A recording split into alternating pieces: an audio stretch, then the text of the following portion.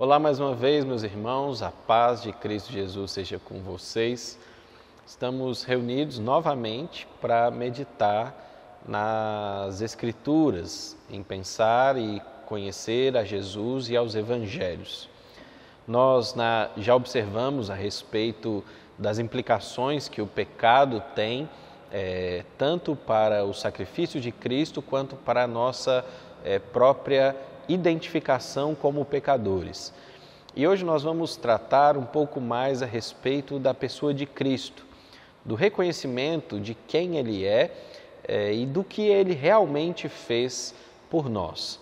Para isso, nós vamos ler um texto que está em Atos, capítulo 4, e está nos versículos de 8 a 12.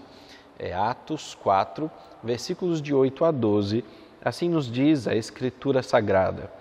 Então, Pedro, cheio do Espírito Santo, lhes disse: autoridades do povo e anciãos, visto que hoje somos interrogados a propósito do benefício feito a um homem enfermo e do modo por que foi curado, tomai conhecimento, vós todos e todo o povo de Israel, de que em nome de Jesus Cristo, o Nazareno, a quem vós crucificastes e a quem Deus ressuscitou dentre os mortos, sim, em seu nome é que está curado em seu nome é que este está curado perante vós.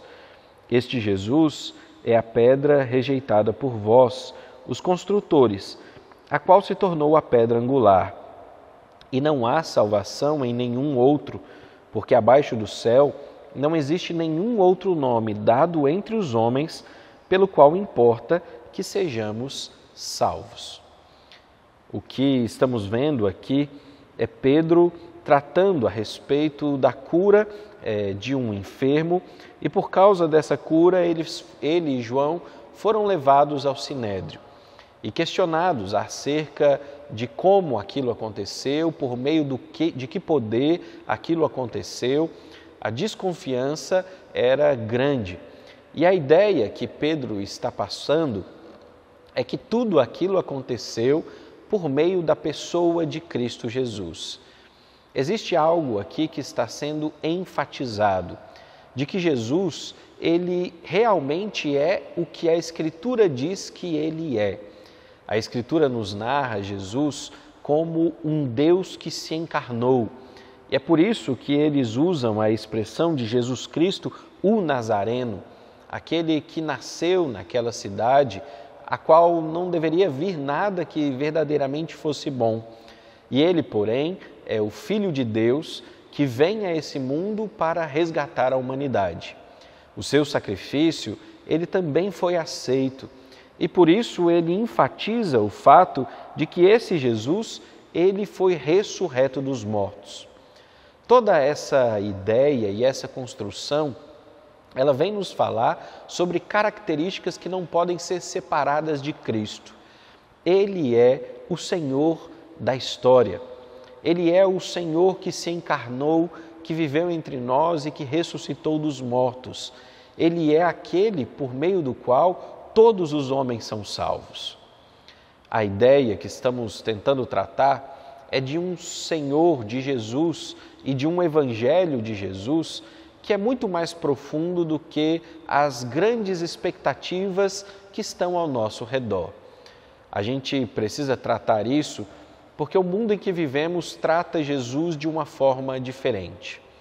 Especialmente depois dos estudos e da alta crítica que veio no final do século XX, nós tivemos impressões diferentes na teologia a respeito da pessoa de Jesus. Eles criaram um Jesus que servia para diversos fins, mas que perdeu a característica principal que aqui Pedro está enfatizando. Ele é um Jesus divino, sobrenatural, que não pode ser explicado e compreendido pelas simples coisas que a humanidade possui. Na história, foi-se construído, por exemplo, a perspectiva de um Jesus que é um radical. E por causa dessa ideia dele ser radical, o que realmente ele foi, muita construção teológica foi feita a partir de uma perspectiva humana de Cristo. E ele deixou de ser Deus para ser alguém que busca por ideologias e por perspectivas muito importantes.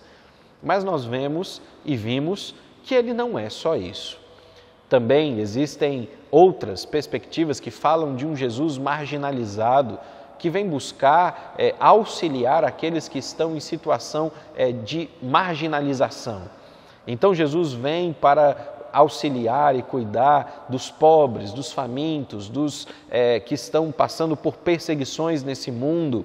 Ele vem para esses, é para eles que é o Evangelho. O Evangelho não é para esses somente. O Evangelho é para todos. E Jesus não veio salvar só os marginalizados. Ele veio salvar todo o mundo. Todo aquele que crê que Cristo Jesus é o Senhor, este não há de perecer. Porém, aquele que não crê, seja ele pobre ou rico, seja ele marginalizado ou não, ele não será agraciado por Deus. A ideia construída a respeito desse novo Jesus que a contemporaneidade tem tentado criar, ela tem trazido grandes problemas. É muito comum, por exemplo, vermos Jesus sendo usado como um reformador social. É muito comum vermos grandes artigos publicados, grandes estudos publicados, falando como Jesus serve para nos fazer mudar a sociedade como nós vivemos. Mas o que nós estamos vendo Pedro dizer aqui é que Jesus não veio para reformar o mundo ou para transformar o mundo.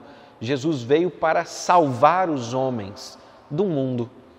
Jesus veio para nos salvar do nosso próprio pecado, que nos destrói, que nos mata e que, se possível, nos levará para o inferno. Se Cristo não estiver em nós, se a nossa fé não estiver nele, estaremos perdidos. Essa construção que hoje vemos tem criado um Jesus que serve para muitas coisas. Um Jesus que tem uma ética muito boa, que tem uma moral muito boa, que serve para nos impulsionar, para nos incentivar, mas que usualmente não é usado para nos salvar. Mas o Evangelho, o de Cristo, das Escrituras, é um Evangelho em que Cristo Jesus é usado para nos salvar. É isso que Pedro está nos falando nesse último versículo que lemos. Ele é o único ao qual nós encontramos a salvação. Não há um outro nome dentre todos os homens pelo qual importa que sejamos salvos. Ele é quem pode salvar as nossas vidas. Ele não é uma pedra qualquer, ele é a pedra angular, ele é o único caminho, ele é o único meio pelo qual o homem pode encontrar a salvação. Isso significa que o Evangelho está dizendo que sem Cristo não há outro caminho senão a perdição. É por isso que tratar de Cristo Jesus como Ele é tão importante para nós que nos reconhecemos como crentes. Você não precisa mostrar um Jesus que moralmente seja aceito pela sociedade. Você precisa mostrar aos que estão ao seu redor que se eles não tiverem a Cristo Jesus, não adianta nada você ter uma boa moral, porque você se perderá. O único que pode nos salvar é Cristo de Nazaré, ressurreto dentre os mortos, glorificado nos céus, exaltado sobre toda a terra. Que você possa reconhecê-lo então como Senhor. Da maneira como a Escritura diz, todo o Evangelho é importante, todos os detalhes são importantes. E não permita que as coisas, as frases, as teologias, os incentivos que estão ao seu redor, eles te enganem e não façam você ver quem Jesus é para você. Vamos orar, feche os seus olhos, falaremos mais uma vez com o Senhor. Senhor nosso Deus, nós somos gratos a Ti pela graça que foi recebida por nós pela obra de Cristo Jesus. Obrigado porque aprove o Senhor enviar o Seu Filho como um de nós, que Ele se encarnou em uma virgem naquele dia e Ele cresceu como um de nós e viveu como um de nós e de forma santa e justa viveu nesse mundo, para que pudesse servir como sacrifício perfeito a nós. E cremos, Deus, e confiamos em Deus, de que essa vida, esse sacrifício, ele é suficiente para pagar os nossos pecados. É isso que a Escritura nos diz. E da mesma maneira como Cristo foi ressurreto dos mortos, verdadeiramente, e foi visto pelos discípulos, e foi tocado por eles, nós cremos que um dia nós também seremos livrados da nossa própria morte e seremos ressurretos por Deus. Ó Deus, como nós devemos Te gloriar e Te exaltar por isso, por essa obra perfeita de salvação. E diante disso, nós confessamos mais uma vez que é só por meio de Cristo e da Sua obra de salvação e do Seu Evangelho resgatador que podemos ser salvos. Não permita, Deus, que aquilo que no nosso mundo tenta nos convencer de uma verdade falsa a respeito de Cristo nos faça se afastar de Ti.